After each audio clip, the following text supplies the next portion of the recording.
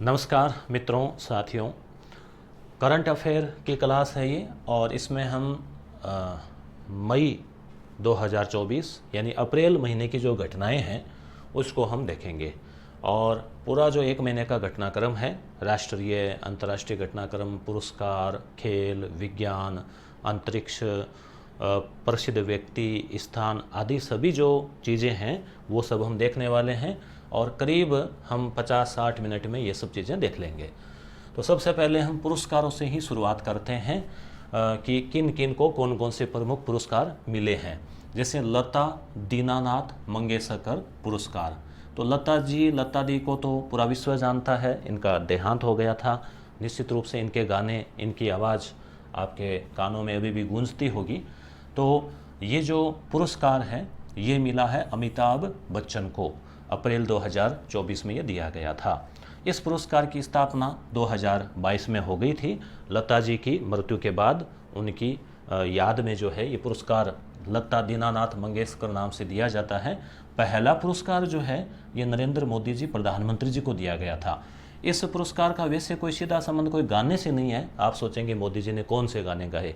हालांकि आजकल एआई जो है, आर्टिफिशियल इंटेलिजेंस, वो सबको गाने गुआ देती है। तो आप अगर यूट्यूब पे सर्च करेंगे कि इस मोदी सॉन्ग, तो निश्चित रूप से आपको बड़ा आश्चर्य होगा कि एआई के द्वारा उनके गाने भी चल रहे हैं। परंतु यहाँ गाने के लिए नहीं मिला था, ये जैसे प्रसिद्ध हस्ती के हिसाब से दिया था। तो आपको इतना ध्यान रखना है कि पहला जो पुरस्कार है लता दीनानाथ मंगेशकर, वो मोदी जी को मिला 2022 में। तो ये अब डाटा के हिसाब से पुराना हो गया। दूसरा मिला आशा भोसले को, वो लता जी की सिस्टरी है। और अभी जो तीसरा है या फिर वर्तमान का 2024 का लेटेस्ट, वो मिला है अमिताभ बच्चन को। तो ये आपको अवश्य याद रखना है। क्लियर। अगला लोरियस विश्व खेल पुरस्कार। तो ये मैड्रिड, स्पेन जो है यूरोपीय कंट्री, वहाँ मैड्रिड में दिया गया था लोरियस विश्व खेल पुरस्कार। तो ये सर्वश्रेष्ठ खिलाड़ी को दिया जाता है लोरियस नाम से। लोरियस पुरस्कार है ये। तो इसमें पुरुष और महिला को दिया गया। किस किस को दिया गया? पुरुष में ये नोवाक जोकोविच जो है वो सर्बिया के हैं। नंबर 1 रैंक पे चल रहे हैं टेनिस खिलाड़ी। टेनिस में 2 प्रकार के खेल होते हैं। एक तो होता है टेबल टेनिस, जिसमें बीच में एक टेबल होती है और उस पर वो बॉल का। एक होता है लॉन टेनिस, जो बड़े ग्राउंड में खेला जाता है। तो ये लॉन टेनिस ही है, आप ध्यान में रखना। आपने सुना होगा Australian open, American, US open, French open, वो सब।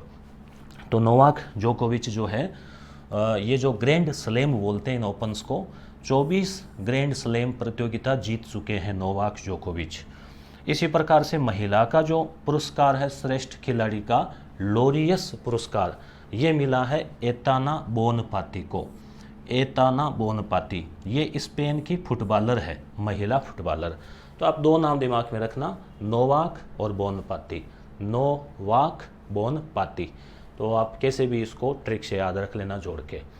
अगला पुरस्कार है हॉकी इंडिया का, यानी भारत का हॉकी इंडिया जो है उसके द्वारा दिया जाने वाला पुरस्कार player of the year. Player of the year 2023 award hockey के क्षेत्र में किसको दिया गया?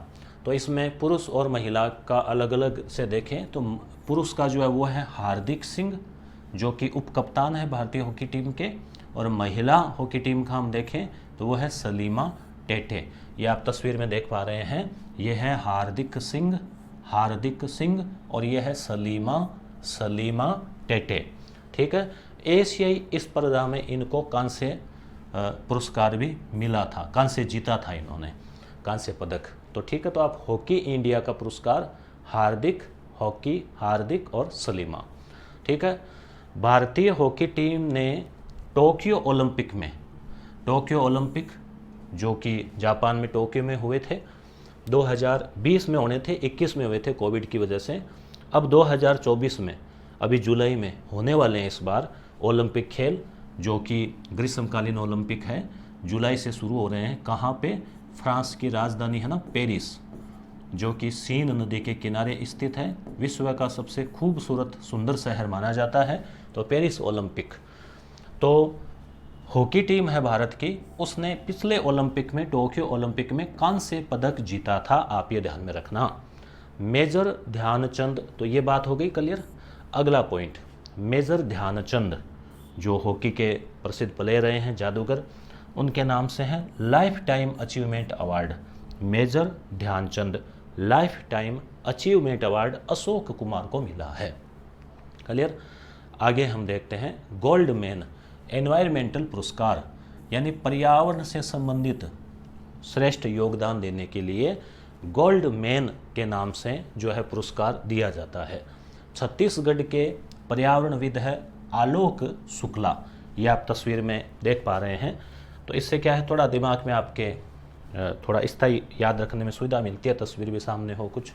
इस पुरस्कार को ग्रीन नोबल भी कहा जाता है, क्यों आपको पता है कि वैसे सबसे बड़े पुरस्कार नोबल पुरस्कार माने जाते हैं, और फिल्मों के क्षेत्र में ऑस्कर अवार्ड है, तो ग्रीन नोबल कहा जाता है। ग्रीन नाम आ रहा है मतलब पर्यावरण से संबंधित।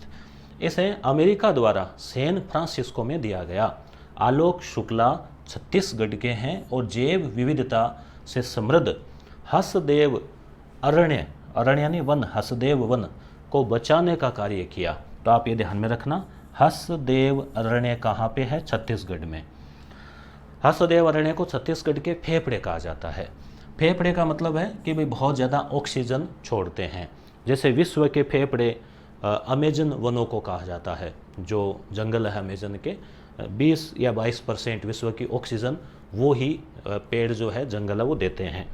विश्व के 6 लोगों को यह पुरस्कार दिया गया था, जिसमें भारत के आलोक शुक्ला भी थे। तो क्लियर। तो आलोक शुक्ला है, इनको कौन सा पुरस्कार मिला है, एनवायरमेंट का गोल्ड मैन पुरस्कार। तो ये पेज जो है एक हो गया है, इसमें कुल 11 पेज हमारे पास में नोट्स तैयार हुए हैं। तो लता दीनानाथ मंगेशकर, अमिताभ बच्चन को, लोरियस खेल पुरस्कार नोवाक जोकोविच और बोनपाती को, हॉकी इंडिया हार्दिक और सलीमा टेटे को, और गोल्ड मैन का इनको आलोक जो है शुक्ला को। क्लियर। नेक्स्ट, अब बात आती है खेल जगत की। तो खेल में तो अभी और भी बहुत सारे इस महीने, अगले महीने हो जाएंगे ओलंपिक के तैयार मैटर। तो पहले हम देख लेते हैं खिलाड़ी और जो है खेल। तो यहाँ पे नाम है बिल्किस मीर, बिल्किस मीर इम्पोर्टेंट है, ज़रूर याद रखें। तो ये वाटर गेम्स चैम्पियन है, वाटर गेम्स। और ये खास बात क्या है, जम्मू कश्मीर की है, महिला खिलाड़ी है। और पेरिस ओलंपिक जो होने हैं अभी जुलाई में 2024 में पेरिस में, फ्रांस में, उसमें जो जूरी सदस्य है उसमें शामिल किया गया है। तो उसकी जो ज्यूरी है, ये ज्यूरी शायद वो पुरस्कार वगैरह के लिए बनी होती होगी, उसमें शामिल होने वाली पहली महिला है अपने भारत की। तो ये इम्पोर्टेंट बनता है। बिल्किस मीर कहाँ की, जम्मू कश्मीर की। क्या उपलब्धि है, जूरी सदस्य बनी है। Clear. Next, D Gukesh. Gukesh जो है, ये आपको शायद क्लियर दिख रहे होंगे नाम, मैंने हाईलाइट कर दिया तो हो सकता है थोड़े हल्के दिख रहे हो, गुकेश। और ये जो PDF है आप इसको लिख सकते हो, या फिर आप YouTube पे सुन लिया एक बार अच्छे से, फिर आप इसका PDF का प्रिंट आउट निकाल लेना। तो ये मैं आपको टेलीग्राम पे भेज दूंगा, टेलीग्राम का लिंक इसी वीडियो के नीचे है। तो डी गुकेश जो है वे साउथ के हैं और UI है, शायद 15-16 वर्ष का ही होगा। शतरंज का प्रसिद्ध खिलाड़ी है, युवा ग्रैंड मास्टर है और विश्व चैंपियन को भी हरा चुका है। तो टोरंटो कैंडिडेट शतरंज टूर्नामेंट अभी अभी हाल में इसने जीता है। तो आप सीधा याद रखें कि भाई कई बार सीधा सिंपल पूछ लेते हैं कि भाई किस खेल का किस से है, तो आपको सीधा ध्यान रखना। और थोड़ा टफ में आता है तो फिर प्रतियोगिता का भी पूछ लिया जाता है। रोहन बोपन्ना किससे संबंधित है, टेनिस खिलाड़ी है।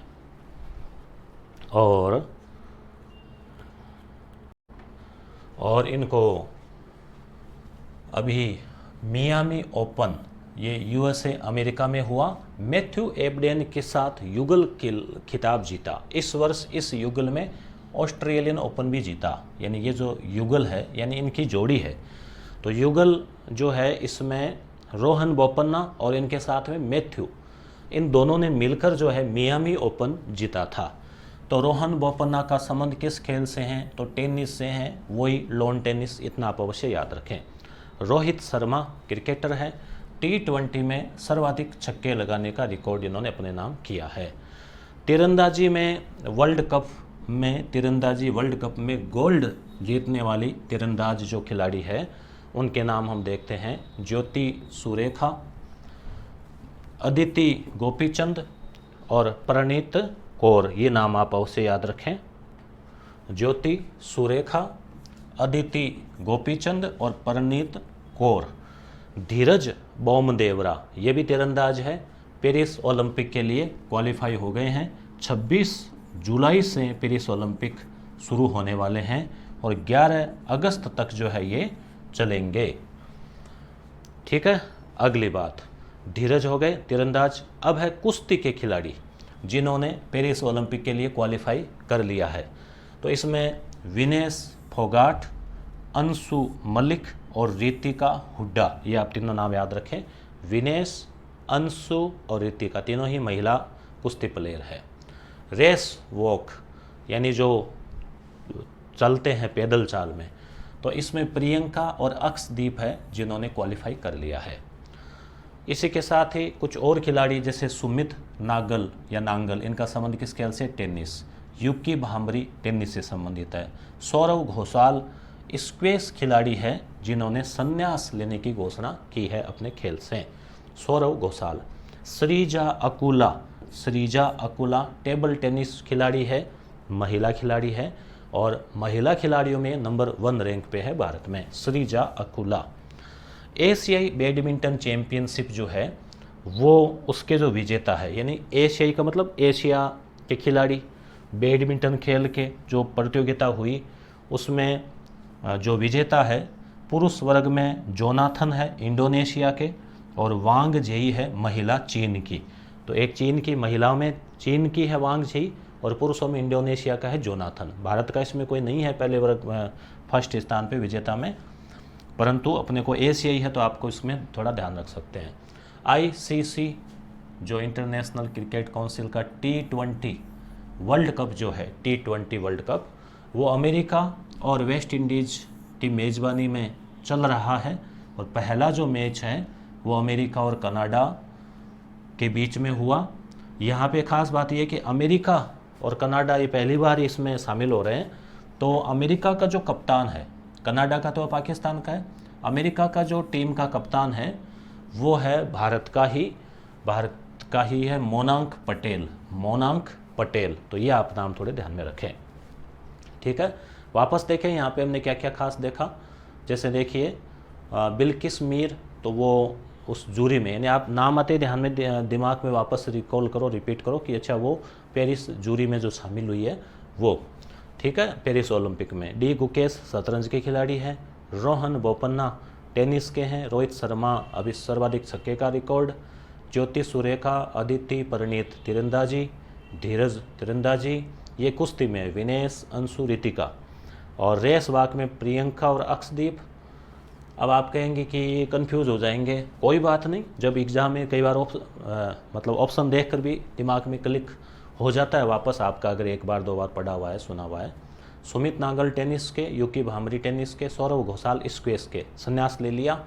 श्रीजा अकुला टेनिस की, टेबल टेनिस की है ये, वो बाकी टेनिस लॉन टेनिस, ये टेबल टेनिस। एशियाई बैडमिंटन इन दोनों जीता है। अब बात आती है विज्ञान और रक्षा प्रौद्योगिकी की।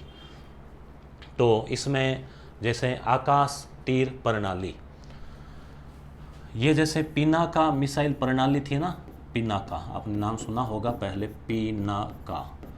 तो ऐसे ही आकाश तीर भारतीय वायुसेना में शामिल हो गई है। ये रक्षा प्रणाली है, स्वचालित है, सेंसर और रडार नेटवर्क है। दुश्मन का विमान हो, ड्रोन हो, क्योंकि अब आजकल ड्रोन भी जो है ना एक चुनौती बन रहा है। ड्रोन से बम बरसाए जा सकते हैं, जासूसी की जा सकती है। छोटे और बड़े ड्रोन भी आते हैं, तो हेलीकॉप्टर की तरह ही हो गए छोटे ऑटोमेटिक। और जेट जो विमान है आदि का तुरंत जो है पता लगाकर अलर्ट जारी किया जा सकता है। तो भारत की रक्षा प्रणाली का ही सिस्टम है ये आकाश तीर, आकाश से तीर। ठीक है, इसे ध्यान में रखें। रैमपेज मिसाइल, रैमपेज ये भी इम्पोर्टेंट है। रैमपेज इजराइल से मंगवाई है, आयातित की है। वायुसेना और नौसेना इनमें शामिल कर ली है। और सुखोई 30 MKI, MiG-29 ये विमान है भारत के, आपको पता है लड़ाकू विमान है, जगुआर। तो इन लड़ाकू विमानों में इस मिसाइल को तैनात किया जाएगा। यानी लड़ाकू विमान है, उसमें मिसाइल है, फिर उसको आसमान से या फिर समुद्र से जो युद्धपोत है वहाँ से इसको छोड़ा जा सकता है। क्षमता इसकी 250 किलोमीटर तक ये जो मिसाइल है वो मार करती है। तो रैमपेज याद रखें क्या है, मिसाइल, और कहाँ से मंगवाई है, इजराइल से। जैसे राफेल विमान आपको याद होगा, राफेल विमान फ्रांस से मंगवाए थे, हरकुलिस अमेरिका के। तो इस प्रकार से आपको ध्यान में रखना। अग्नि प्राइम मिसाइल, वैसे अग्नि मिसाइल तो चल ही रही है भारत की, उसके कई वर्जन आ गए हैं, 1 2 3 4 5। अब एक नया वर्जन है अग्नि प्राइम, ठीक है, अग्नि प्राइम। तो यहीं पे आपको थोड़ा मैं भी बता दूं कि यस गुरु नाम से हमारा एक एप्लीकेशन है जिस पे हम टेस्ट वगैरह चलाते हैं, टेस्ट सीरीज़ वगैरह, स्कूल व्याख्याता, फर्स्ट ग्रेड, सेकंड ग्रेड आदि की। और यस गुरु प्राइम, ये प्राइम आया ना तो याद आ गया, तो यस गुरु प्राइम नाम से जो है एक एप्लीकेशन है जहाँ पे वीडियो क्लासेज भी हमने कुछ शुरू की है। जैसे स्कूल व्याख्याता के लिए अभी एजुकेशनल मैनेजमेंट की है, आगे भी कुछ और क्लासेज भी हम उसमें करेंगे। तो DRDO, तो अग्नि प्राइम जो है मिसाइल, DRDO जो रक्षा अनुसंधान और संगठन है, विकास संगठन, उसके द्वारा विकसित की गई है। DRDO के अध्यक्ष कौन है, समीर V कामत, समीर V कामत। और सफल परीक्षण रहा है। क्षमता है 2000 किमी, 2000 किलोमीटर तक इसको भेजा जा सकता है। अग्नि-1 जो है, अग्नि-1 मिसाइल 1989 में विकसित की गई थी, 700 किमी इसकी क्षमता थी। अब उसका स्थान ये लेगी अग्नि प्राइम, उसको रिटायर कर देंगे। सेनझोउ 18, ये आपको याद रखना है, सेनझोउ, क्योंकि ये कई बार पूछ लिया जाता है। जैसे भी RS प्री 2023 में चीन के यान का पूछा था। तो ये सेनझोउ 18 चीन का स्पेस क्राफ्ट है। स्पेस क्राफ्ट यानी अंतरिक्ष यान, जैसे अंतरिक्ष में गए, वहाँ पहुँचना है, तो वो जो यान है वो 3 अंतरिक्ष यात्री इसमें भेजेगा चीन, 3 अंतरिक्ष यात्रियों को। तीनों यात्री चीन के अपने अंतरिक्ष स्टेशन तियागोंग पर जाएंगे। तो ये आप ध्यान रखना, जैसे अमेरिका का अंतरिक्ष स्टेशन है, अंतरिक्ष स्टेशन का मतलब पृथ्वी के कक्षा से बाहर निकलने पर अंतरिक्ष में एक बड़ा स्टेशन बना हुआ है जहाँ पे यात्री जाते हैं, रुकते हैं 2-2 4-4 महीने, साल भर। तो चीन का खुद का अलग बना लिया अपना, तियागोंग, ये आपको याद रखना है। तियागोंग क्या है, चीन का अंतरिक्ष स्टेशन। और वो जो यान भेज रहा है, अभी 3 यात्री जा रहे हैं, उसका नाम है सेनझोउ, ठीक है। अब अगली बात आती है अंडर वाटर ड्रोन। भाई ड्रोन हवा में उड़ता हुआ तो सुना है, देखा है, पानी के अंदर भी ड्रोन जैसी टेक्निक की मशीन जो है वो लॉन्च की है, वैसा यान। तो अमेरिका ने, USA यानी यूनाइटेड स्टेट ऑफ अमेरिका, नहीं अमेरिका ही बोलते हैं नॉर्मली, संयुक्त राज्य अमेरिका, इसके द्वारा, इसका नाम है मांटा-रे, याद रखना आपको, मांटा-रे, ठीक है, मांटा-रे। मानव रहित है ये, यानी कि ड्रोन है तो ऑटोमेटिक चलेगा। समुद्र के भीतर काफ़ी गहराई में इसके रहने की क्षमता है, और समुद्र के पानी का खूब दाब होता है, वो भी इसको सहन करने की क्षमता है। ये यहाँ पे तस्वीर गूगल पे सर्च की तो इस टाइप की थोड़ी तस्वीर इसकी दिखाई दे रही है, व्हेल मछली सा लग रहा है इस पर। तो अंडर वाटर ड्रोन मांटा-रे किस देश ने विकसित किया है, तो अमेरिका ने विकसित किया है। प्योलजी 1-2, प्योल, ठीक है, प्योलजी। तो ये जैसे LG ऐसे आते हैं ना, पार्ले जी, तो वैसे प्योलजी। तो उत्तर कोरिया, तो आपको पता है उत्तर कोरिया और दक्षिण कोरिया। तो उत्तर कोरिया का आप सुनते रहते हैं अक्सर कि कभी मिसाइल, कभी परमाणु का परीक्षण किया, अमेरिका उस पर प्रतिबंध लगाता है। तो ये वही उत्तर कोरिया है, थोड़ी बदमाश छवि इसकी है, चाइना सपोर्टेड माना जाता है। तो उत्तर कोरिया द्वारा, बदमाश का मतलब तानाशाही, कोई और वहाँ आज़ादी वगैरह नहीं है और वगैरह। तो उत्तर कोरिया द्वारा विकसित विमान रोधी सुपर लार्ज क्रूज मिसाइल है ये। यानी अगर कोई विमान आ रहा है तो उस विमान को उड़ाने के लिए मिसाइल है ये, प्योलजी 1-2, ठीक है। तो ये क्या है, उत्तर कोरिया द्वारा विकसित।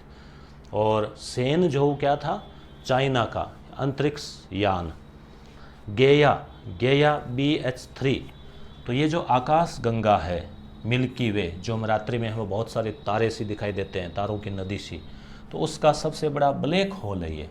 ब्लैक होल कोई तारा वगैरह टूटने से बनता है, बहुत ज़्यादा गुरुत्वाकर्षण होता है, इतना उसका गुरुत्वाकर्षण होता है कि वहाँ से प्रकाश की किरणें भी लौट कर वापस नहीं आती, इसलिए वो दिखाई नहीं देता।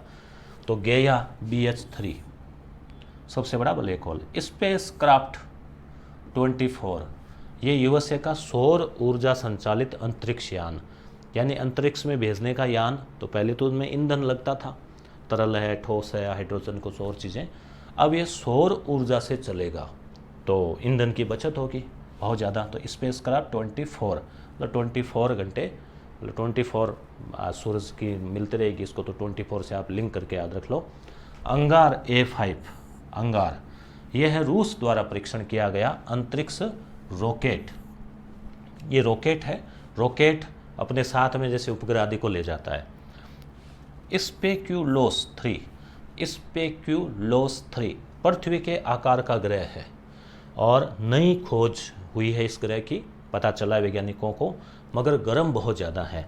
इसका अपना सूर्य है, जैसे पृथ्वी का अपना सूर्य है वैसे ही इसका अपना कोई तारा है जिसका ये चक्कर लगाता है, बहुत दूर है, परंतु नाम दे दिया है तो आप देख लो, स्पेक्यूलोस। ठीक है, तो हमने क्या पढ़ा इस पेज पे, पुनः देख लेते हैं। जैसे एक हमने देखा आकाश तीर, भारत की वायु रक्षा प्रणाली आकाश नाम से पता चल रहा है। रेमपेज मिसाइल है जो इजराइल से हमने मंगाई है। अग्नि प्राइम मिसाइल है जो अग्नि 1 का स्थान लेगी। सेन झोऊ चीन का अंतरिक्ष यान है जो टियागोंग जो स्टेशन है वहाँ पे जाएगा यात्रियों को लेके। अंडर वाटर ड्रोन अमेरिका ने जो है मांटारे नाम से बनाया है। पियोलजी उत्तरी कोरिया की मिसाइल है। और गेया ब्लैक होल है। इस ऐसे याद रख लेना, गैया ब्लैक होल में गई वापस नहीं आई, कोई भी ट्रिक्स है। स्पेस क्राफ्ट सौर ऊर्जा वाला 24, और अंगार रूस का है अंतरिक्ष रॉकेट, और स्पेक्यूलोस नया जो है वो ग्रह है। तो ये कोई इतने ज़्यादा इम्पोर्टेंट नहीं है, यहाँ से आपको इम्पोर्टेंट ये 2-3 ऊपर वाले हैं। अब बात आती है आर्थिक परिदृश्य की, वो थोड़े रटने वाले थे, यहाँ पे इतना कोई ज़्यादा रटने वाला इसमें आएगा नहीं। तो सर्वश्रेष्ठ हवाई अड्डा, तो ये लंदन की एक साइट है स्काई ट्रैक्स, उसके द्वारा रैंकिंग जारी की गई है, जिसमें विश्व का नंबर 1 सर्वश्रेष्ठ हवाई अड्डा जो है वो है हमाद, दोहा कतर का है हमाद, याद रखना आप। सेकंड नंबर पे है चांगी जो कि सिंगापुर का है, और भारत और दक्षिण एशिया का है दिल्ली। भारत का सबसे अच्छा हवाई अड्डा, सुविधा, यात्री सुविधा, ग्रीन वगैरह और चीज़ें, और पूरे दक्षिण एशिया का तो दिल्ली वाला, और विश्व का हमाद दोहा कतर वाला। ठीक है, अब है सबसे व्यस्त हवाई अड्डा, तो इसमें है ACI वर्ल्ड द्वारा जारी किया गया। तो ऐसा तो कोई पूछते नहीं है कि सबसे व्यस्त हवाई अड्डा किसने जारी किया, ऐसा कुछ नहीं है। तो कौन सा है ये कोई भले ही पूछ ले। तो विश्व में नंबर 1 है हार्ट्सफील्ड जैक्सन अटलांटा एयरपोर्ट, अमेरिका का है। और विश्व में 10वां स्थान है भारत का, 10वां जो ना भारत वाला है, और भारत का तो सबसे व्यस्त हो गया, भारत में तो फर्स्ट हो गया, इंदिरा गांधी एयरपोर्ट नई दिल्ली, जिसमें 7 करोड़ यात्री, आप सोचिए 7 करोड़ यात्री जो है एक साल में एरोप्लेन से यात्रा की है यहाँ से। तो भारत का तो नंबर 1 और विश्व का 10वां नंबर इंदिरा गांधी एयरपोर्ट दिल्ली वाला व्यस्त है, और विश्व का सबसे ज़्यादा व्यस्त अमेरिका वाला ही होगा जिसका नाम है अटलांटा। ठीक है, अगला देखते हैं। एशिया का सबसे महंगा देश, अब महंगाई जहाँ ज़्यादा है वही सबसे महंगा होगा, तो पाकिस्तान। पाकिस्तान का तो आप सुन ही रहे हैं न्यूज़ में, मुद्रास्फीति बहुत ज़्यादा बढ़ गई है, महंगाई जो है वो 25% हो गई है। मुद्रास्फीति का मतलब कि भाई चीज़ों के भाव तो बढ़ जाना और जो मुद्रा उसकी कीमत गिर जाना। GDP ग्रोथ रेट जो है, विकास दर है, वो पाकिस्तान की 1.9% है, जबकि भारत की 7% जो है उसका अनुमान है। और अब संशोधित अनुमान जो है RBI ने कल ही जारी किया है 7.2 का। तो ये जारी करने से शेयर मार्केट में भी उछाल आया है कि 7.2 रहेगी, और पाकिस्तान की है 1.9 यानी लगभग 2%। वहाँ मुद्रास्फीति 25%, भारत में है 4-4.5%। तो आप तुलना कर सकते हैं कि भारत से 4 गुना ज़्यादा महंगाई वहाँ पे है। तो एशिया का सबसे महंगा देश पाकिस्तान। तो अपने को तो कहाँ कोई वहाँ जाके कोई ख़रीदारी तो करनी है नहीं। आरबीआई की रेपो रेट, तो आरबीआई की रेपो रिवर्स रेपो 2 रेट हुआ करती है। तो रेपो रेट का मतलब है कि आरबीआई से जब ये बाकी बैंकें हैं ना, वो जब पैसे उधार लेती है तो आरबीआई फोकट में तो देगा नहीं, उस पर ब्याज लगाएगा। तो क्या रेट लगाएगा, तो वो 6.50%, यानी 6% मतलब वही 100 रुपये के 6 रुपये, साल के 6.5 रुपये, तो 6.5% है। तो आप ध्यान रखना रेपो रेट है 6.5%। वित्त वर्ष 2024-25 की पहली मौद्रिक नीति आरबीआई जारी करता है, और जो 3 महीने से। तो इस बार जो है ना, जनवरी, फरवरी, मार्च, अप्रैल, अच्छा, तो यहाँ तक 6.5 ही है, यानी लगातार 7वीं बार, यानी पिछले लगभग 2 सालों से यही रेट है 6.50। तो आप ध्यान रख लेना। कच्चे तेल, क्रूड ऑयल, यानी ये जो पेट्रोल वगैरह डालते हैं, तो जब ये खान से निकालते हैं उसमें कुओं से, तो वहाँ वो कच्चा ही होता है, ऐसे कीचड़ टाइप का सा, फिर उसको रिफाइनरी से रिफाइन करते हैं। तो कच्चा तेल मंगवाते हैं, बाहर से मंगाते हैं, सऊदी अरब और इन देशों से, रूस से। तो क्या होता है कि कई बार मान लो कोई घटना हो गई, युद्ध वगैरह हो गया, तो फिर अपने दिक्कत आ जाती है अगर उसका स्टॉक नहीं हो ना, भंडार नहीं हो तो कच्चे तेल का रणनीतिक भंडार जो है भारत अब बनाएगा।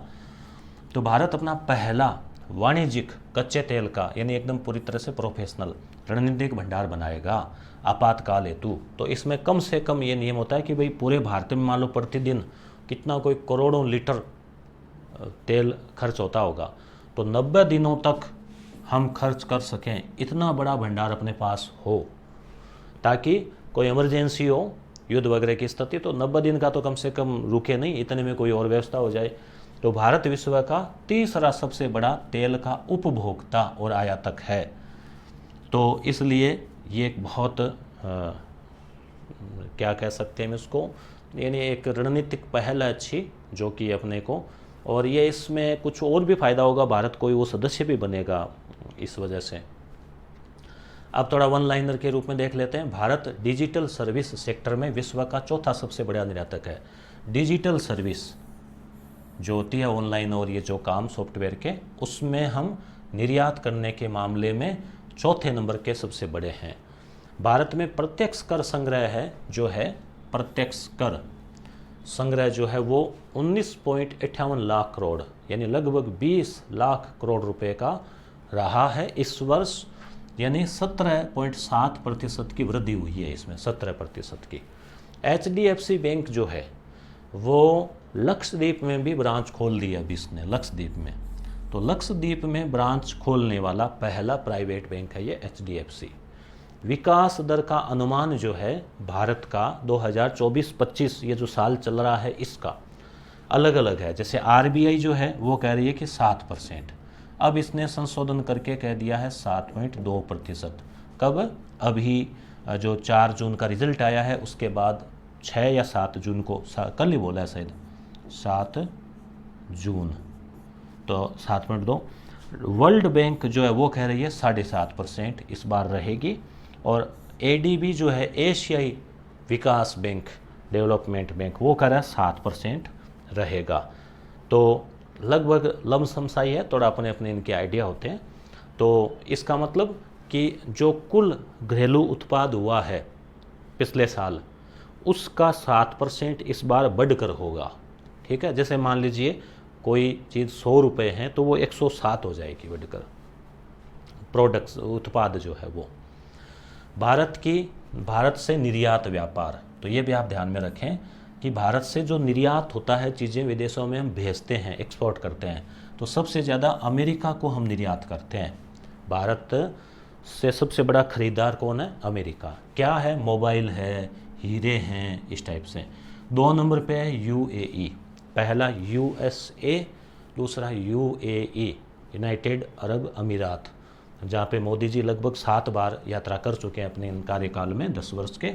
नीदरलैंड 3 नंबर पे है, चौथे पे है सिंगापुर, 5वें पे है चीन। तो आप पहला और दूसरा ज़रूर याद रखें। निर्यात भारत से सबसे ज़्यादा, एक तो यूएसए, फिर 2 पे यूएई। ठीक है। भारत की जीडीपी ग्रोथ रेट क्या रही?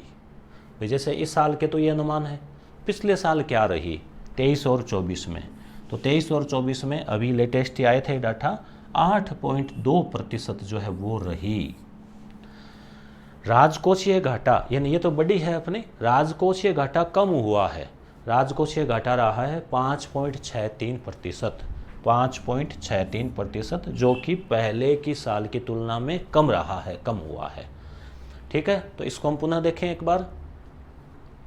कहाँ यहाँ से सर्वश्रेष्ठ हवाई अड्डा, एक तो हमाद है, वो अमेरिका का व्यस्त है, और भारत का नई दिल्ली।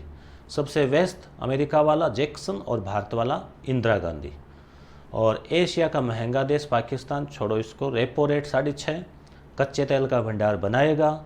और डिजिटल सर्विस में चौथा स्थान, लक्षद्वीप में एचडीएफसी ने ब्रांच खोल ली है। और प्रत्यक्ष कर लगभग 20 लाख करोड़, और विकास दर 7, 7.5, 7.2 ये अनुमान है। पिछले बार 8.2 रही, और आरबीआई का 7.2 का इस साल का अनुमान है। और निर्यात में यूएसए, यूएई। क्लियर।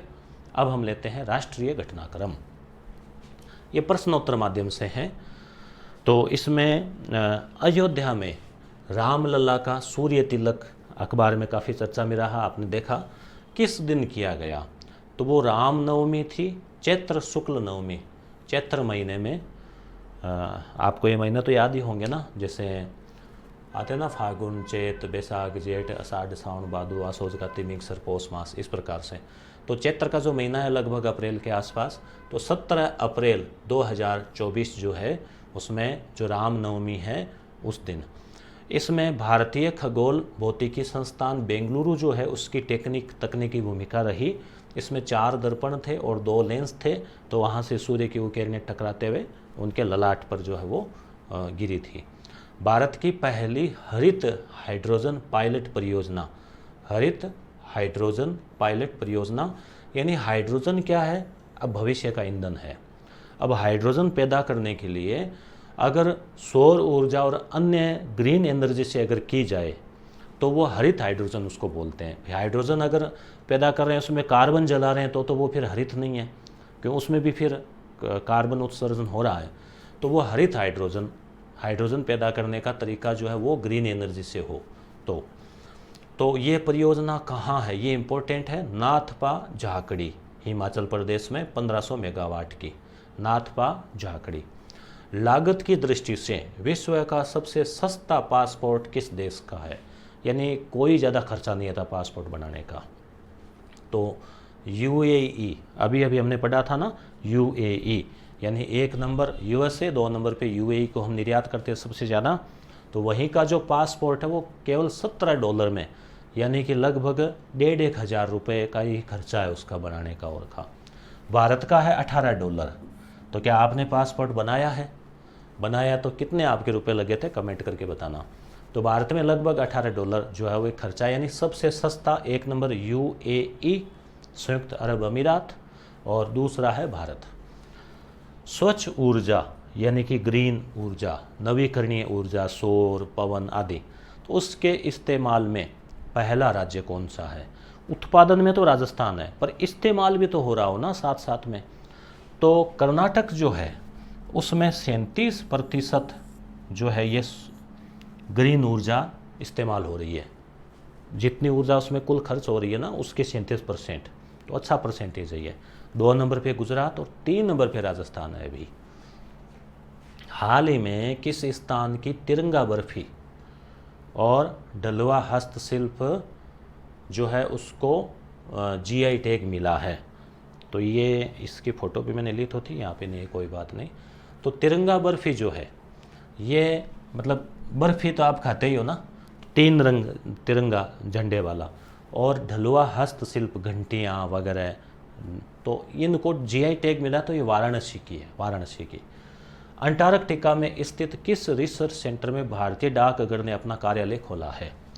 तो अंटार्कटिका जो पृथ्वी है, इसका ये उत्तरी ध्रुव आर्कटिक, और नीचे वाला जो ध्रुव है और जो महाद्वीप है वो अंटार्कटिका जो कि श्वेत महाद्वीप पर पूरा बर्फ़ से ढका हुआ है, टेम्परेचर बहुत ज़्यादा है 273 केल्विन, तो माइनस में तो डिग्री सेंटीग्रेड है केल्विन के आज।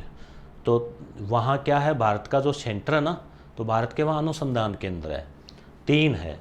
एक तो है दक्षिण गंगोत्री, एक है मैत्री और एक है भारती।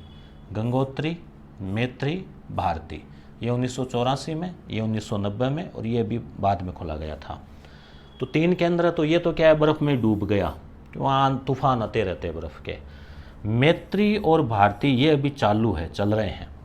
तो वहाँ पर डाकघर भी है, डाकघर भी बना रखा है, वो किस हिसाब से क्या उसका यूज है पता नहीं। तो भारतीय डाकघर ने अपना कार्यालय खोला है, तो भारती में याद रखना, भारती, भारती जो केंद्र है ना वो, और उसका पिन कोड है 1718।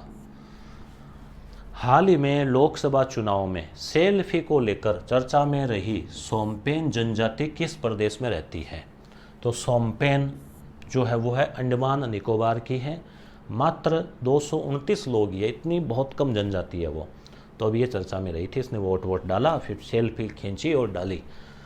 सुकमा, दांतेवाड़ा, बारसूर ये किस राज्य में है जहां हाल ही में पूरा पाषाणकालीन अवशेष मिले हैं? तो छत्तीसगढ़ में मिले हैं। अभी कल व्हाट्सएप पे ऐसे ही आया जोक, एक फ़ोटो थी जिसमें बर्तन है, उनके ऊपर बहुत ज़्यादा धूल वगैरह पड़ी हुई है, तवा वगैरह, चूल्हा वगैरह। फिर उस पर लिखा हुआ था कि ये कोई पुरानी सभ्यता के अवशेष नहीं है, बल्कि कल जो आंधी आई थी उसका परिणाम है। तो अभी आंधियों का दौर चल रहा है और उसमें राजस्थान में अच्छी मिट्टी आई जाती है। तो सुकमा, दंतेवाड़ा ये कहाँ है? छत्तीसगढ़ में है, छत्तीसगढ़। वाडा जो है ना, world anti doping agency. Doping क्या होता है कि जो खिलाड़ी है तो वो एक्स्ट्रा सप्लीमेंट तो लेते ही है, उनको एनर्जी चाहिए, प्रोटीन वगैरह। कुछ खिलाड़ी कई बार ऐसी कुछ दवाइयाँ, ऐसे रसायन भी, केमिकल भी ले लेते हैं जो कि प्रतिबंधित है, कि उससे उनको एक्स्ट्रा ताकत आ जाती है, फिर वो जीतने में उनको फिर वो ट्रॉफी मान्य नहीं होती, क्योंकि उन्होंने जो प्रतिबंधित है हानिकारक रसायन वो उन्होंने लिए हैं। वो हानिकारक हो बोली मत, तो प्रतिबंधित है। तो डोपिंग के मामले में जो ऐसी दवाइयाँ वगैरह लेते हैं और है, तो उसमें पहला स्थान किसका है? तो भारत का है। तो ये वैसे कोई अच्छी खुशखबरी वाली बात तो नहीं है कि 3.26% मामले जो है वो भारत से आए हैं सबसे ज़्यादा। और कई बार ये पहले भी वो चेक करते हैं, कई बार बाद में पता चलता है ना, तो भी फिर वो जो कोई पुरस्कार वगैरह मिलता है उसको रद्द कर देती है फिर ये वाडा। तो क्लियर हुआ। अब हम इसको पुनः देखते हैं। जैसे क्या क्या था, रामलला का सूर्य तिलक रामनवमी को, चैत्र शुक्ल नवमी, हाइड्रोजन प्लांट नाथवा जाकड़ी, और सस्ता पासपोर्ट यूएई का, और सबसे ज़्यादा स्वच्छ ऊर्जा कर्नाटक, तिरंगा बर्फी वाराणसी की, अंटार्कटिका में भारती में डाकघर, और सोमपेन जनजाति अंडमान निकोबार की, और दांतेवाड़ा ये है छत्तीसगढ़ में, और वाडा है उसमें भारत जो है वो उस पे है, फर्स्ट पे है। अब लेते हैं हम अंतर्राष्ट्रीय घटनाक्रम। विश्व की सर्वाधिक आबादी वाला देश, ठीक है, तो जिसका इंतजार था वो घड़ियाँ ख़त्म हो गई है। पहले चीन हुआ करता था और कहते थे कि भारत हो जाएगा, तो भारत जो वो हो गया है। 1 अरब 44 करोड़ यानी 144 करोड़ हम भारतीय जो है विश्व में सबसे ज़्यादा आबादी के आधार पे नंबर 1, विश्व का सबसे बड़ा लोकतंत्र। अभी लगभग कितने 95 करोड़ या 96 करोड़ वोटर्स जो है वो भारत के पास है, और इतने लोगों ने 18 साल से ऊपर है जिन्होंने मताधिकार का प्रयोग किया था, या इतने हैं कुल मतदाता। बाकी तो छोटी एज के हो गए ना बच्चे। तो विश्व में जैसे अमेरिका है, तो अमेरिका की आबादी तो क्या है, देखो 34 करोड़ ही है। तो जितने वहाँ यूरोप के सबको मिला देना आबादी, उतने से ज़्यादा तो अपने यहाँ मतदाता है, तो जिन्होंने लोकतंत्र में अपने मत का प्रयोग करते हैं और अपनी सरकार चुनते हैं। तो विश्व का सबसे बड़ा लोकतंत्र, सबसे सफल लोकतंत्र भारत का है, बड़े के आधार पर भी। तो सर्वाधिक आबादी भारत, 2 नंबर पे चीन है 142 करोड़, और 3 नंबर पे अमेरिका है, 4 नंबर पे इंडोनेशिया है। ठीक है, इनको हम अभी मैप में भी देख लेंगे, इंडोनेशिया वगैरह कहाँ है आपको ध्यान में आ जाए। ये भारत के नीचे दक्षिण पूर्व की ओर है। भारत में 15 से लेकर 64 वर्ष की आयु के जो वर्ग है ना, वो सबसे ज़्यादा है। 68% आबादी ये है। जीवन प्रत्याशा जो है भारत की, जीवन प्रत्याशा का मतलब लगभग इतने साल व्यक्ति जिएगा, उसकी औसत आयु। तो महिलाओं की है, नहीं मेल यानी पुरुष की 71, फीमेल की है 74, महिलाओं की ज़्यादा मानी जाती है आयु। तभी आप देखते हैं ना, कई बार दादाजी नाना जी चले गए पर दादी जी बैठी है, नानी जी बैठी है, ऐसा होता है अक्सर। महिला प्रजनन दर 2, यानी 2 संतान औसत महिला जो है, एक महिला के 2 संतान एवरेज जो इसका अनुपात बैठ रहा है, तो महिला प्रजनन 2। विश्व की आबादी है 8 अरब और भारत की है 144 करोड़, 1 अरब 44 करोड़ यानी लगभग 1.5 अरब। तो क्लियर हो गया। अब है फोर्ब्स के अनुसार, फोर्ब्स पत्रिका है, सूची जारी करती है सबसे अमीर व्यक्ति कौन है। तो पहले तो एलन मस्क चल रहा था, अब 1 नंबर पे आ गया है बर्नार्ड अर्नोल्ट। ये भी कभी ऊपर नीचे हो जाते हैं, वो शेयर वेयर बढ़ते हैं घटते हैं। तो ये है बर्नार्ड अर्नोल्ट जो कि फ्रांस का है। 233 बिलियन डॉलर इसकी कंपनी की वैल्यू है। 2 नंबर पे एलन मस्क है, 9वें नंबर पे मुकेश अंबानी है। सेना पर पैसा खर्च करने वाला नंबर 1 देश कौन सा है? तो यानी कि सैन्य खर्च, तो अमेरिका है, सीधा सा है, सबसे ज़्यादा सेना पे खर्च करता है, 916 बिलियन डॉलर प्रति वर्ष। चीन है 2 नंबर पे, 3 नंबर पे रूस और 4थे नंबर पे भारत है। भारत का 83 बिलियन डॉलर है। फिर देखो अमेरिका से कितना है, लगभग बहुत कम है। तो ये भारत किस देश को पहली बार ब्रह्मोस मिसाइल बेची है? तो ब्रह्मोस मिसाइल भारत की है, वैसे पहले रूस की मदद से तैयार की थी, अब भारत के पास इसके सारे अधिकार हैं बेचने के और के। तो किस देश को बेची है? तो वो बेची है फिलीपींस को। तो ये आप ध्यान रखना, इम्पोर्टेंट है, most important, Philippines. 3 missile Bharat देगा, 375 मिलियन डॉलर, मिलियन यानी 10 लाख, 1 मिलियन यानी 10 लाख ये में बेचेगा। और जो है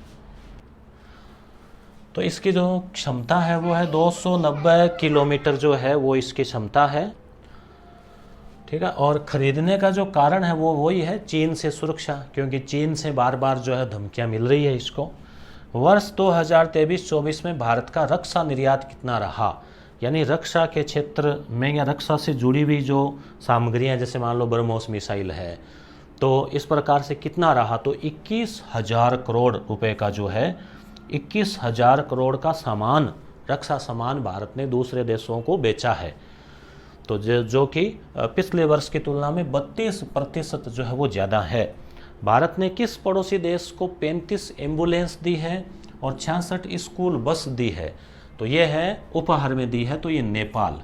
नेपाल अभी जो शायद मोदी जी की यात्रा रही होगी उस समय दिया था। उज्बेकिस्तान में एक सैन्य IT लैब भारत के सहयोग से बनी है, इसका उद्घाटन किसने किया? तो जनरल मनोज पांडे। उज्बेकिस्तान ये भारत का थोड़ा दूर का पड़ोसी है, अफ़गानिस्तान और उसके ऊपर किर्गिस्तान और वहाँ। तो वहाँ पे एक सैन्य IT लैब जो स्थापित की गई है, उस लैब का उद्घाटन किसने किया? तो जनरल मनोज पांडे, जो कि भारत के थल सेना के जो है वो प्रमुख है।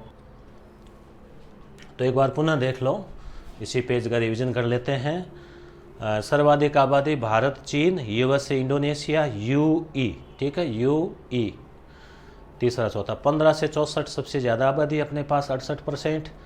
71 और 74 वो जीवन प्रत्याशा है, प्रजनन 2 है। और फोर्ब्स के अनुसार बर्नार्ड अर्नोल्ट ये सबसे अमीर व्यक्ति है। सैन्य खर्च सबसे ज़्यादा अमेरिका का है, भारत 4थे स्थान पे, अमेरिका, चीन, रूस, भारत। ब्रह्मोस मिसाइल सबसे इम्पोर्टेंट किस देश को देगा? तो फिलीपींस को देगा। कितनी? 3, ठीक है।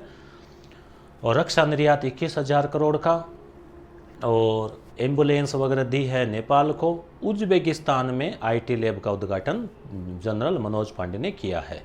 नेक्स्ट, एक धूमकेतु जो 8 अप्रैल को पूर्ण सूर्यग्रहण, अभी सूर्यग्रहण हुआ था ना अप्रैल में, तो उसके समय एक सींग की आकृति के रूप में से दिखाई दिया था, तो उसका नाम क्या था? उसका नाम था 12P या फिर पॉन्स ब्रुक्स।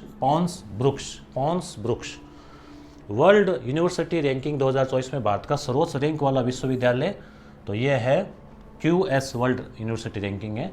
JLNU, जवाहरलाल नेहरू विश्वविद्यालय दिल्ली। विश्व बैंक के अध्यक्ष कौन है? तो अजय बंगा। ये है वर्ल्ड बैंक है ना, उसके अध्यक्ष भारतीय मूल के अजय बंगा।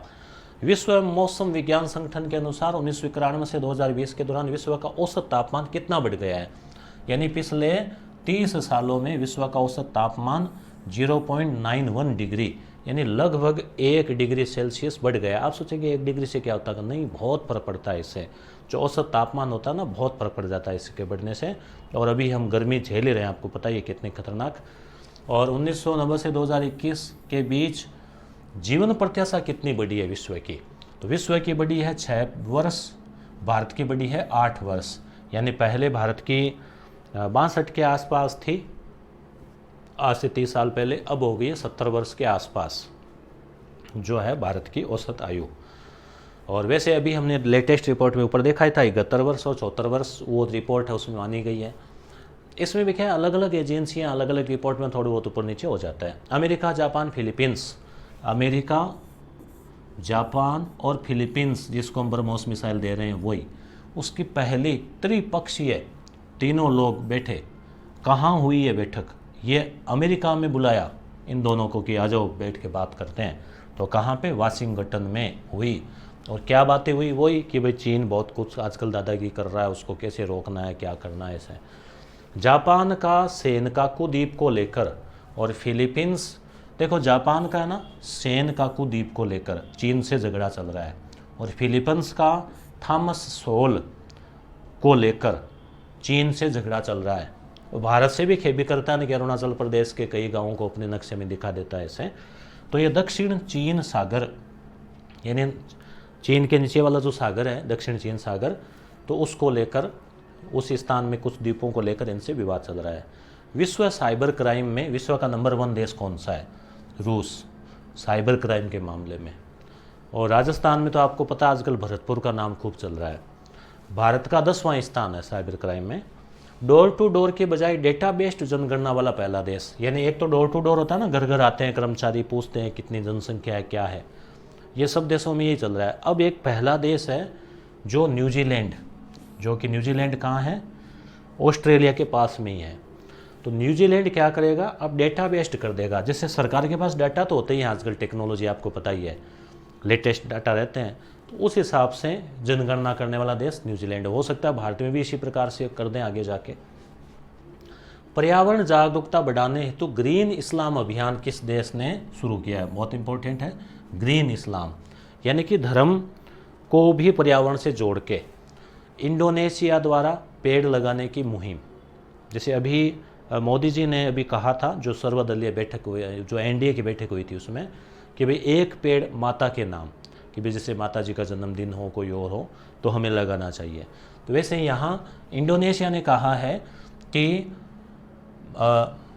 जैसे मस्जिद है तो मस्जिद को सोलर पैनल लगा हुआ हो, और उसके अलावा जैसे नमाज पढ़ते हैं उस हिसाब से नियम से ही एक पेड़ लगाने के लिए उन्होंने मुहिम छेड़ी है। तो इसका नाम है ग्रीन इस्लाम। तो किस देश? यानी इंडोनेशिया। इंडोनेशिया ये अपने भारत के पड़ोस में ही है, दक्षिणी पूर्वी एशिया में। तो हुआ क्लियर आपके। आगे, अंतरिक्ष में युद्ध लड़ने के अभ्यास के लिए पृथ्वी की कक्षा में विक्टर हेज नामक युद्धाभ्यास कौन सा देश करेगा? अब देखो धरती पे तो युद्ध हो ही रहा है, होता ही है, अंतरिक्ष में भी अब आने वाले समय में युद्ध होगा। जैसे यहाँ फिल्मों में या कार्टूनों में देखते हैं ना, वो मिसाइलों से युद्ध होता है, क्योंकि अब उपग्रह है और बहुत सारी चीज़ें अंतरिक्ष में है। तो अंतरिक्ष में युद्ध हो भविष्य में, तो उसकी प्रैक्टिस, युद्धाभ्यास, जिसका नाम रखा है विक्टस हेज। कौन से देश ने ये अभ्यास किया? अमेरिका ने किया। अमेरिका ही कर सकता है ऐसे काम पहले शुरुआत में। प्रति व्यक्ति प्लास्टिक का जो कचरा उत्पाद होता है, यानी कचरा हम भी करते हैं ना, प्लास्टिक का कोई चीज़ फेंकी इधर उधर, उपयोग तो करते ही एवरेज, तो उसमें सबसे ज़्यादा कौन सा देश करता है कचरा ये प्लास्टिक का? तो बेल्जियम है ये, बेल्जियम। और कचरा कुप्रबंधन वाला देश है ओमान। कुप्रबंधन उसको वापस रिसाइकल बहुत कम करता है। भारत का कचरा उत्पाद 8 किलो प्रति व्यक्ति प्रति वर्ष है, जो कि बहुत ज़्यादा नहीं है।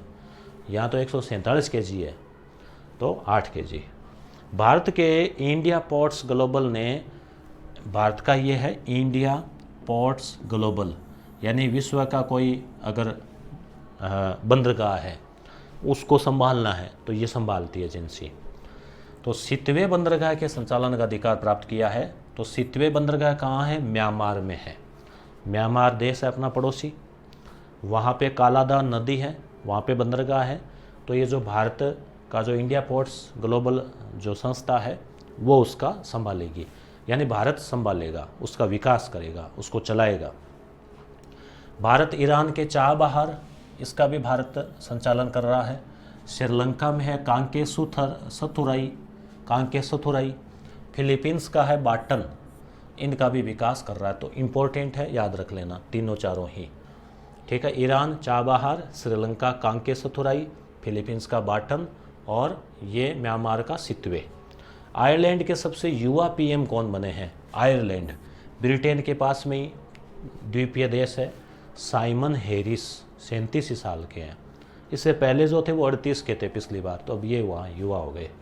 कांगो गणराज्य की पहली महिला पीएम कौन बनी है? कांगो अफ्रीका महाद्वीप का देश है। जूडिथ सुमीनवा टुलुका। हाल ही में चुनावी भाषणों में चर्चा में रहा कच्चा तीवू चुनाव के समय प्रधानमंत्री जी ने भाषण दिया था कि इसको भेंट कर दिया था, तोहफे में दे दिया था वगैरह वगैरह, तो चर्चा में आ गया ये।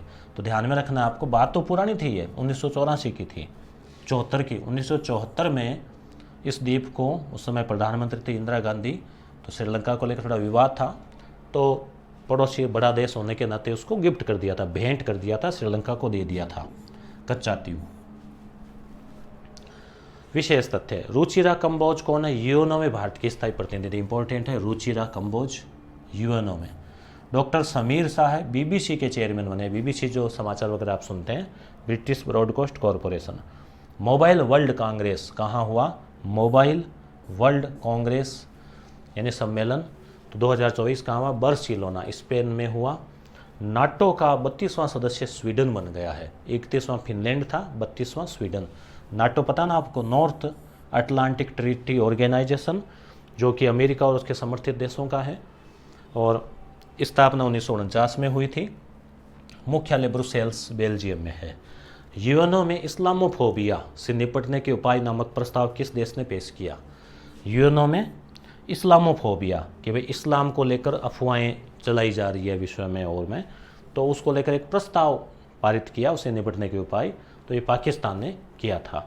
लोकतंत्र शिखर सम्मेलन कहाँ हुआ? इंपॉर्टेंट है, तो ये तीसरा है। पहला अमेरिका में हुआ और ये तीसरा कहाँ हुआ? सियोल दक्षिणी कोरिया में लोकतंत्र शिखर सम्मेलन। तो ये हमने कुछ क्वेश्चन देखे, एक बार पुनः देखें 20-22 क्वेश्चन, फटाफट रिवीजन करते हैं ताकि हाथों हाथ ही आपके याद हो जाए। सर्वाधिक आबादी भारत, ये हमने देख लिया था, 2 बार रिवीजन कर लिया। अब ये पेज धूमकेतु 12P था, अब ये जो सूर्यग्रहण के समय दिखा था। और यूनिवर्सिटी जवाहरलाल नेहरू है भारत की। विश्व बैंक के अध्यक्ष अजय बंगा है। तापमान 91.0 में, ये भारत के 8 वर्ष इसका। अमेरिका जापान फिलीपींस की बैठक वाशिंगटन, ये द्वीप को लेकर चीन से विवाद चल ही रहा है। Cyber crime door to door New Zealand. और पर्यावरण ग्रीन इस्लाम इंडोनेशिया। और अंतरिक्ष में अभ्यास किया अमेरिका ने। प्रति व्यक्ति कचरा बेल्जियम और ओमान। और ये सितवे बंदरगाह म्यांमार का। बाटन फिलीपींस का। आयरलैंड का साइमन हैरिस। कांगो की महिला जूडिथ सुमीनवा टुलुका, ये है टुलुका, याद रखना आपको। कच्चा तीवू श्रीलंका, ये इसमें, तो इसमें कोई इतना हुआ है नहीं। सियोल। अब नियुक्तियाँ। नरसिंह पंचम यादव भारतीय कुश्ती महासंघ जो है उसके कुश्ती महासंघ के एथलीट आयोग के अध्यक्ष हैं। कुश्ती महासंघ के अंदर एथलीट आयोग उसके अध्यक्ष है। श्रीमती जगजीत पवाड़िया अंतर्राष्ट्रीय नारकोटिक्स कंट्रोल बोर्ड के सदस्य है। नारकोटिक्स कंट्रोल बोर्ड के सदस्य है। एडमिरल दिनेश त्रिपाठी अभी नए बने ही हैं नौसेना अध्यक्ष 26वें। न्यायमूर्ति अनिरुद्ध बोस राष्ट्रीय न्यायिक अकादमी भोपाल है, वहाँ के निदेशक बने हैं। संजय नायर एसोचैम जो है उसके अध्यक्ष बने हैं। मनोज पांडा 16वां जो वित्त आयोग भी चल रहा है उसके सदस्य बने हैं। इसके अध्यक्ष है अरविंद पनगडिया, याद रखना ये इम्पोर्टेंट है। गठन दिसंबर 2023 में हुआ। अवधि है 2026 से 30, यानी आगे के 5 साल के लिए इसकी सिफारिशें लागू रहती है। तो 16वां वित्त आयोग है ये, और ये भी 2024 तक रिपोर्ट दे देगा। फिर 25-26 से शुरू हो जाएगी इसकी रिपोर्ट की पालना, 5-5 साल से होता है ये। तो ये इसके सदस्य बने मनोज पांडा। नलिन प्रभात NSG के महानिदेशक है, नेशनल सिक्योरिटी गार्ड। प्रोफेसर नईमा खातून, ये है अलीगढ़ मुस्लिम विश्वविद्यालय की पहली महिला कुलपति जो कि यूपी में है, और कार्यकाल 5 साल या 70 वर्ष। पिछले 100 सालों में पहली बार ये बनी है। 100 साल पहले 1920 में बेगम सुल्ताना भी कुलपति रही है महिला। 100 साल बाद पहली बार ये महिला बनी है, आज़ादी के बाद पहली महिला है। सैफाली शरण प्रेस सूचना ब्यूरो भारत सरकार का होता है PIB, उसके महानिदेशक है। राकेश मोहन विश्व बैंक के आर्थिक सलाहकार पैनल में सदस्य नियुक्त किए गए हैं। विश्व बैंक के अध्यक्ष अजय बंगा, और उसका एक पैनल है आर्थिक सलाहकार, उसमें सदस्य बने राकेश मोहन। गोपी थोटाकुरा उद्यमी है, यानी बिजनेसमैन है। पायलट भी रहे हैं, पायलट भी है, ये कोर्स किया हुआ है। पहले भारतीय अंतरिक्ष पर्यटक बनेंगे, अंतरिक्ष में घूम के आएंगे, देखो ठीक है। तो ये अमेजन के जेफ बेजोस है ना, उसके कंपनी है उनकी ब्लू ओरिजिन, उसमें न्यू शेपर्ड रीजनेबल यान से ये शेयर करेंगे। कुल 6 यात्री जाएंगे, अंतरिक्ष में घूम के वापस आएंगे। पैसे तो खूब लगते ही है, पर ये उद्यमी है, बिजनेसमैन है, तो शौक है इनका। कुछ दिवस अप्रैल के, 1 अप्रैल RBI की स्थापना 1935, 7 अप्रैल स्वास्थ्य दिवस 7 तारीख, 7 याद रखें। 9 अप्रैल हिंदू नव वर्ष, हालांकि ये तारीख के अनुसार नहीं होता, ये चैत्र शुक्ल प्रतिपदा, चैत्र पक्ष में जो 15 दिन होने के बाद में जो शुक्ल पक्ष शुरू होता है उसकी जो AQ है उसको। 14 अप्रैल बाबा साहब की जयंती 134वीं थी, याद रखना। 21 अप्रैल राष्ट्रीय सिविल सेवा दिवस और महावीर जयंती भी थी, कार्यक्रम हुआ भाट मंडपम में। 22 अप्रैल पृथ्वी दिवस, और 22 मार्च को क्या होता है आप कमेंट करके बताना, देखें कौन सा दिवस आता है बताओ। 24 अप्रैल राष्ट्रीय पंचायती राज दिवस। पुस्तकें just a mercenary, notes from my life and career, तो डीवरी सुब्बाराव दुबरी, जो पूर्व गवर्नर थे ना RBI के D सुब्बाराव, उनकी किताब है just a mercenary notes from my life, तो आप याद रखें RBI वाले वो Subbarao. The idea of democracy Shyam Pitroda, वो ज्ञान आयोग के अध्यक्ष रहे, वो आइडिया ऑफ डेमोक्रेसी। नाइफ मतलब चाकू। Meditation after in attempt murder, तो ये सलमान रुश्दी, ये है इसके लेखक पुस्तक के, फोटो भी आपके लगाइए, ध्यान में रहें। तो मेडिटेशन सलमान, ऐसे आप नाम जोड़ के याद रख लेना। सैन्य अभ्यास, एक तो हुआ सागर कवच जो कि लक्षद्वीप में हुआ, सागर नाम से है तो समुद्री नौसेना का है। गगन तो आसमान में हुआ तो वायुसेना का है, सबसे बड़ा वायुसेना का अभ्यास है ये। 10,000 वायुसैनिक भाग लिए, पोखरण में भी हुआ और अन्य स्थानों पर भी हुआ। विमान, इसमें भारत के मेन जो विमान है राफेल, मिराज, मिग, सुखोई, तेजस, जगुआर, फिर हेलीकॉप्टर में चिनूक, अपाचे, बाइसन विमान, हॉक, कार्गो, C-17, ये प्रमुख खतरनाक भारत के जो लड़ाकू विमान है वो सब शामिल रहे। तो ये इम्पोर्टेंट है, मोस्ट इम्पोर्टेंट, बहुत बड़ा ये अभ्यास था भारत का। गगन शक्ति, ठीक है। दस्तलिख भारत और उज्बेकिस्तान में अभी हमने पहले पढ़ा था, वहाँ IT सैन्य उसका लैब का भी उद्घाटन किया था। तो उज्बेकिस्तान में ये हर साल होता है, एक साल, एक बार यहाँ एक बार वहाँ। निधन, कुछ हस्तियों को खो दिया, जैसे पीटर हिग्स, ये वो हिग्स बोसोन पढ़ते हैं ना विज्ञान में, ब्रिटिश भौतिक विज्ञानी, भौतिक विज्ञान का नोबेल मिला हुआ था। गॉड पार्टिकल, जो बिग बैंग जो थ्योरी है, यानी गॉड पार्टिकल मतलब ऐसा जो मूल कण जिससे अंतरिक्ष बना, तो उसकी खोज की थी इन्होंने। सुधीर कक्कड़ मनोविज्ञानी है, भारतीय मनोविज्ञान के जनक माने जाते हैं, निधन हो गया। इब्राहिम रईसी ईरान के राष्ट्रपति थे, हेलीकॉप्टर हादसे में निधन हो गया, ठीक है। तो ये हमने जो है पढ़ा, सैन्य अभ्यास, पुरस्कार, अंतर्राष्ट्रीय राष्ट्रीय घटनाक्रम, खेल खिलाड़ी, विज्ञान, अंतरिक्ष आदि। और निश्चित रूप से आपको क्लास अच्छी लगी होगी। 11 पेज में मैंने 1 महीने का करंट अफेयर जो महत्वपूर्ण मुझे लगा वो समेट दिया है। राजस्थान का बाकी है, राजस्थान का आपको अलग से वीडियो में हम करवाएंगे, बाकी राष्ट्रीय अंतर्राष्ट्रीय यहाँ पे पूरा करवा दिया है। तो 3 क्लासें हमने लगा दी हैं, जिसमें शायद मार्च, अप्रैल और मई का हमने करवा दिया है। अब जून और जनवरी, फरवरी वो भी करवाना बाकी है, तो 1-2 क्लासेज में आगे करवा देंगे। धन्यवाद।